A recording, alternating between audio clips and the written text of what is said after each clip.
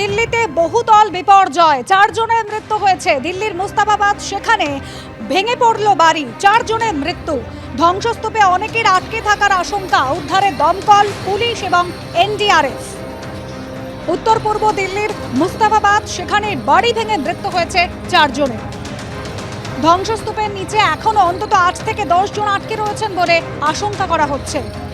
উদ্ধার কাজ চালাচ্ছে পুলিশ, দমকল এবং এনডিআরএফ।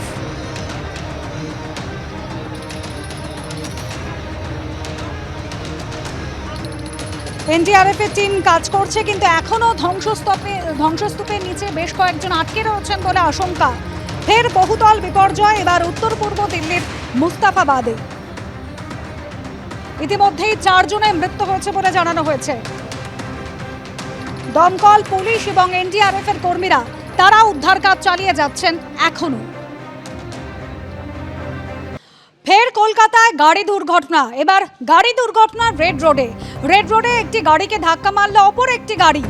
মেয়ো রোডের দিক থেকে এসে গাড়ির ধাক্কা, জখম হয়েছেন এক গাড়ির চালক, ভর্তি কলকাতা মেডিকেল কলেজ হাসপাতালে।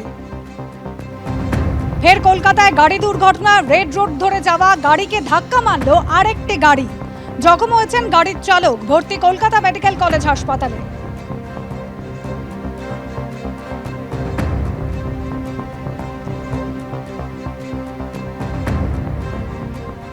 দুর্গাপুরে বেসরকারি হাসপাতাল, সেখানে চলল গুলি। হাসপাতালে ভর্তি রয়েছেন বাবা, তাকে ঢুকতে না দেওয়ায় শূন্যে গুলি চালানো হয়েছে। ইতিমধ্যেই অভিযুক্ত এবং তার 3 সঙ্গীকে আটক করেছে পুলিশ। গতকাল ব্রেন হেমারেজ নিয়ে হাসপাতালে ভর্তি হন ব্যবসায়ীর বাবা। হাসপাতালে ঢোকা নিয়ে নিরাপত্তা রক্ষীদের সঙ্গে বচসা হয় ব্যবসায়ী। বচসা চলাকালীন ব্যবসায়ীর বিরুদ্ধে শূন্যে গুলি চালানোর অভিযোগ।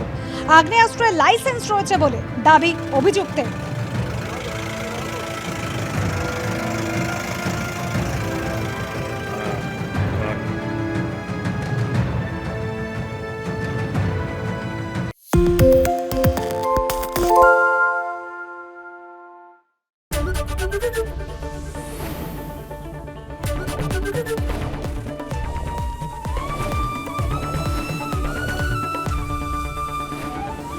এবিপি আনন্দ, এগিয়ে থাকে, এগিয়ে রাখে। বাংলা ঝামেলা চায় না, বাংলা খবর চায়।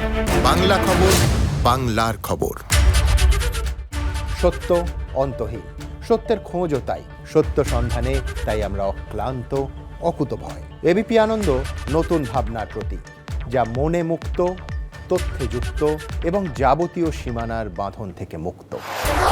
সীমা না শব্দটির মধ্যে লুকিয়ে আছে মানা শব্দটি, যেন চোখ রাঙানি এক অদৃশ্য বেড়াজাল, যা আটকে রাখে আমাদের এক ছোট্ট গণ্ডির মধ্যে।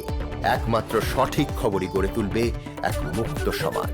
সেই জগৎ গড়ার লক্ষ্যে কোনো সীমানার ঠুকুটি আমরা মানব না।